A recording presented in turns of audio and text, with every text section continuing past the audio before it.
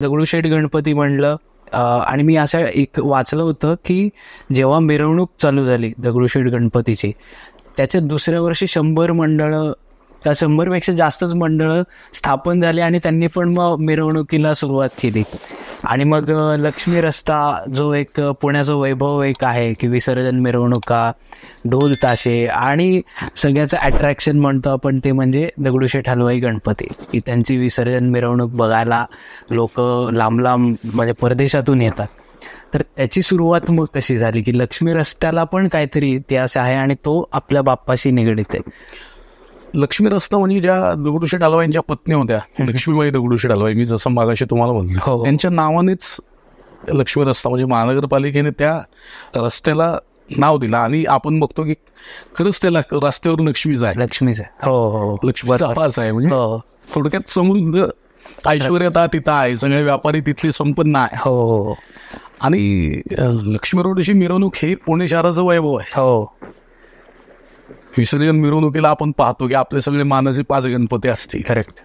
आमच्या मंडळाचा असेल, बाबूगणूचा असेल, हे सगळे एकत्र मोठी मोठी मंडळं तिथनं जातात. त्यामुळे त्या एक लक्ष्मी रोडचं वेगळं एक वैशिष्ट्य आहे. बरोबर. त्यामुळे दगडूशेठची मिरवणूक अगोदर आम्ही मंडईमध्ये जायचो अशी लोक सांगतात की अच्छा, दगडूशेठचा गणपती आधी मंडईमध्ये येऊन मग मंडईच्या मागणं निघायचा. बर बर. त्याच्यानंतर मग आमचं 84 साली जेव्हा मंदिर झालं, त्यावेळेला 84 पासून मग मंदिराच्या तिथनं निघायला लागलं, पण मंडईच्या मागेच निघाल. Correct correct. आणि मग लक्ष्मी रोडनी जाणं एक स्वाभाविकच आहे. सगळे म्हणजे मंडई मंडळाचा शारदा गणपती असेल किंवा आपला कसबा गणपती असेल, हे सगळे मोठे मोठे मंडळाचे गणपती त्या ठिकाणावरनं जातात. मग त्या लक्ष्मी रस्त्याला आपसुकच महत्व येणं स्वाभाविक आहे. Correct correct. आणि लोक वाट बघत असतात, आवर्जून वाट बघतात, कितीही उशीर होऊन दे. बरोबर बरोबर. दगडूशेठचं दर्शन घेतल्याशिवाय माणूस हालत नाही. 100%. 100%. आणि मागच्या वर्षीपासून तुम्ही एक काय म्हणतात एक नवीन परंपरा चालू केली असं पण म्हणूयात की संध्याकाळी आता निघायला विसर्जन मिरवणूक सुरुवात होते. तर त्याविषयी तुम्हाला काय सांगावं वाटेल? आम्ही तो निर्णय अशा करता घेतला की मिरवणुकीला होणारा उशीर म्हणजे काय होतं की सगळ्या शहरावर त्याचा ताण येतो. शहर आता आधीसारखं राहिलेलं नाही. पोलीस यंत्रणा असेल किंवा महापालिका प्रशासन असेल, नागरिक असतील, गणेशोत्सव मंडळ असतील, विनाकारण एक वेगळीच काहीतरी चर्चा होते. आणि त्या चर्चेतनं काय म्हणजे पण काय होत नाही, कुठंतरी गालबोट लावण्याचं काम होत होतं. त्यामुळं असा आम्ही निर्णय घेतला की उगाच उशीर करण्यापेक्षा. आणि 2022ला आम्हाला प्रचंड उशीर झाला. सकाळी 7:30 वाजता आम्ही दुसऱ्या दिवशी निघलो. Correct correct. पण ते मिरवणुकीला काय अर्थच नाही ना. करेक्ट. आमच्या रात्राला दगडूशेठच्या विद्युत रोषणी असते, विद्युत रोषणी बघण्याकरता सुद्धा अनेक लोक थांबलेले असतात. Correct correct. ती विद्युत रोषणाई म्हणजे 39 असं म्हणलं पाहिजे. आणि हा आम्ही लोकांकरता आणि भाविकांकरता घेतलेला निर्णय आहे. बर. की ज्या वेळेला मानाचे 5 गणपती लक्ष्मी रस्त्याने जातात, त्याच्यानंतर महापालिका सेवकांचा एक वर्गाचा एक गणपती असतो. बरोबर. आणि नंतर मग लक्ष्मी रोडचा एक पष्टाकासर वगैरे अशी मंडळ असतो. एक साधारण आम्ही 4 ते 6 मध्ये निघण्याचा निर्णय घेतला. मग आमचं ठरलं की आपण 4 वाजता निघूयात. बर. आम्ही 4 वाजता जाण्याचा निर्णय घेतला आणि भाविकांनी त्याचा प्रचंड प्रतिसाद दिला. बर. या अगदी शेवटपर्यंत काही लोकांना असं वाटत नव्हतं की खरंच दगडूशेठ निघालाय का. एवढ्या वर्षाची परंपरा मोडण्याचं कारण आम्ही भाविकांसाठीच ती परंपरा, जी कारण नसताना रखडलेले भाविक, त्या वर्षी अक्षरशः कळत झाला त्या गोष्टीचा. विनाकारण उशीर झाला. बरोबर. लोकांचा खोळंबा झाला, सगळी मिरवणूक. आणि ठीक आहे, आता ती पुढे आम्ही आता मागच्या वर्षी 4 वाजता निघाल्यानंतर दगडूशेठ पुढे गेल्यानंतर किती तास पुणे शहराची मिरवणूक चालली ते आपल्या सगळ्यांना माहिती आहे. पण आमचं त्याच्या मागं हाच मूळ उद्देश होता की 4 वाजता निघाल्यानंतर आमचं 7-7:30ला साधारण आम्ही अलका टॉकीजच्या चौकात पोहोचलो होतो. 7:30ला आम्ही पांचाळेश्वराच्या घाटावर होतो. 3.5 तास लागतात, 4 तास जरी धरले. करेक्ट. 8 वाजता आमची मिरवणूक विसर्जन संपलेली होती. बरं. आणि पोलीस प्रशासनाचा ताण कमी होतो. करेक्ट आहे. दगडूशेठसाठी आवर्जून लोक थांबलेले असतात. बरोबर. आता यावर्षी 4 वाजता आवर्जून लोक येणार. बरोबर बरोबर. आणि आम्ही ती नवीन प्रथा सुरू केली. यावर्षी सुद्धा आम्ही 4 वाजताच निघणार. म्हणजे आता दरवर्षी आपला गणपती 4. हो. एवढ्या वर्षाची परंपरा म्हणण्याचं कारण तेच की लोकांना होणारा त्रास कमी तो कुठेतरी कमी व्हावा, थांबावा. मंडळी खूप खोळंबलेली असतात. आम्ही स्वतः खोळंबलेलो असायचो.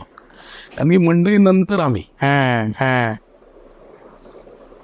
आम्ही सकाळी 7:30ला निघलो. म्हणजे आपली परंपरा असते ना की उत्सव मंडपातून तो मंदिराचा येतो, मग तिथे करून मग जसे पुढची मंडळं जातील त्याप्रमाणे सगळं सहकार्य. आम्हाला एक वेळच विशिष्ट नव्हती ना, या वेळेला निघणार.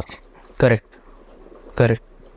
मंडई नंतर जाणार असं आम्ही सगळ्यांना सांगायचं. तर मंडई काही ते जाणार, मंडईवाल्यांनी ती वेळ निश्चित नव्हती.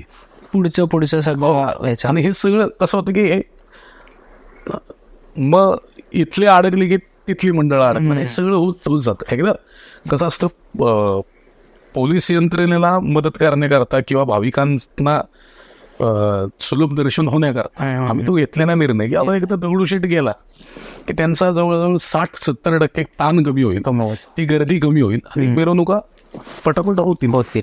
आणि याच्यामध्ये एक मुद्दा महत्वाचा सांगा असं वाटेल की आपल्या प्रशासनाने घालून दिलेले जे मिरवणुकीतले नियम असतात त्याचं काटेकोरपणे पालन होतं, जे की म्हणायला थोडंसं विचित्र वाटेल पण सगळ्याच मंडळांकडून होतं असं नाही.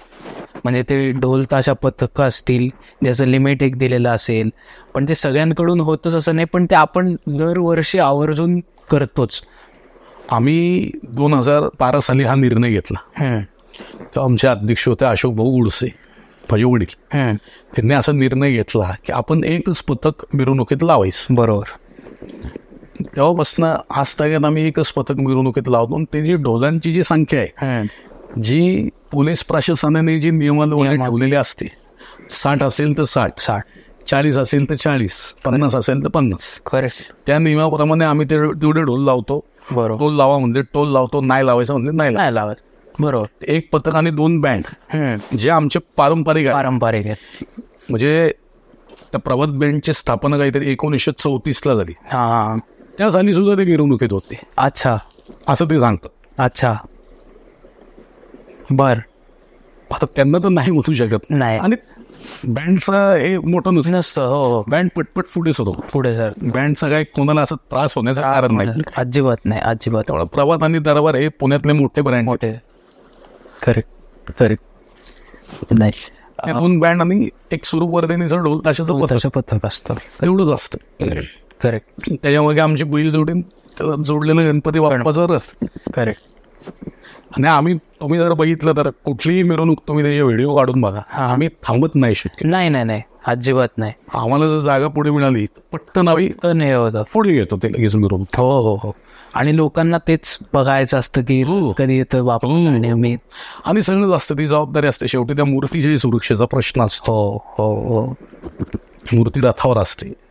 बरोबर. विशिष्ट उंचीवर असते. बरोबर. त्यामुळे तो एक सुरक्षेचा एक प्रश्न नियम असतो. लवकर जेवढी मिरवणूक होईल तेवढा आम्ही त्याचाच प्रयत्न करतो. करेक्ट.